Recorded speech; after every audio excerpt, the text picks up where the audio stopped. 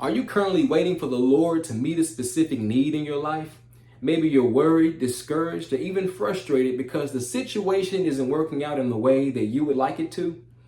I want to tell you about a man named Jairus who was able to witness the Lord work a miracle in the life of his only daughter, who was 12 years old.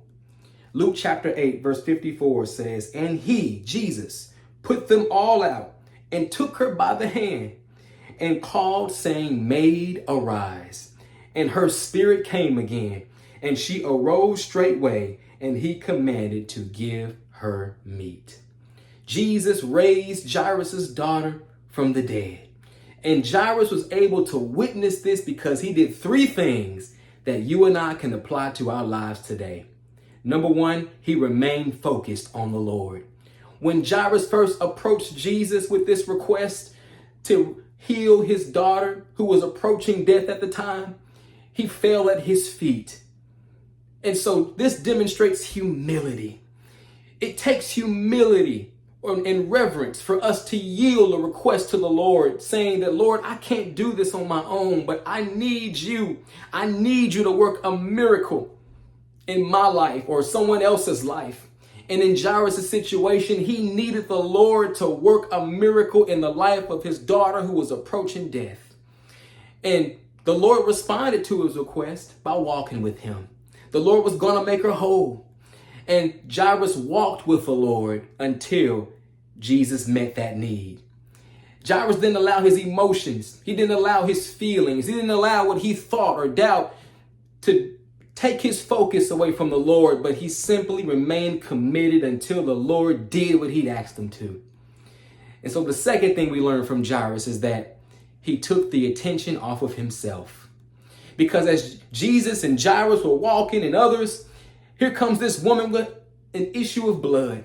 She had this issue for 12 years. And Jesus takes the time, long story short, to meet the need of this woman. He made her whole. Now, if you or I were in Jairus' feet, we would have been like, Lord, what's going on?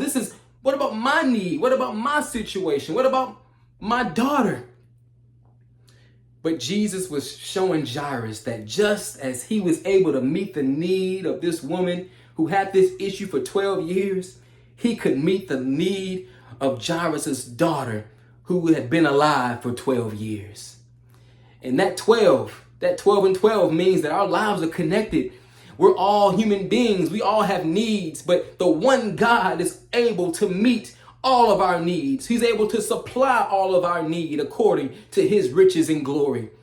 And so Jairus had to take the attention off of himself. And I'm sure he was tempted. Many of us would be tempted to take the attention off of ours, to put the attention on ourselves because this is our daughter. This is our situation. But what about what the Lord is trying to show me in this situation?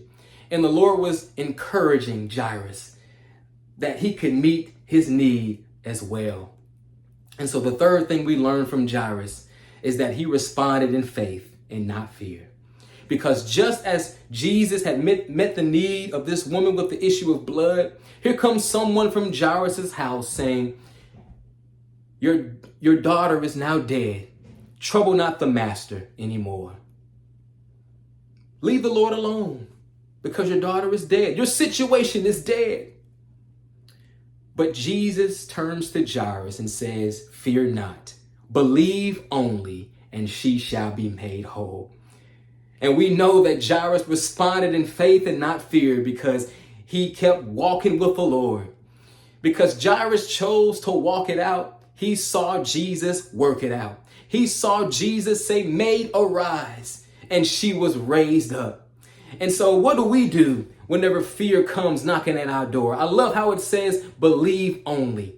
Jesus told him to believe only because that demonstrates that we're not allowing fear. We're not allowing doubt in our house, but there's only room for belief. There's only room for faith in this house. And I'm going to trust the Lord until he sees it through. If mankind walks with mankind, it is called a race. But if mankind walks with the Lord, it is called grace.